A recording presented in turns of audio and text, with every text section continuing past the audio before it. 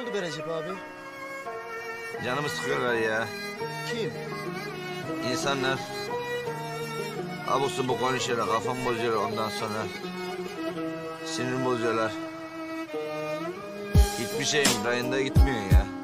Ne yaptım, birine beddua mı ettim? Karşılığını mı alıyor, dönü bana mı geliyor? Çözülür Recep abi, çözülür. Çözülmez oğlum. Benim hayatım öyle bir düğümlenmiş ki. Çözülmez.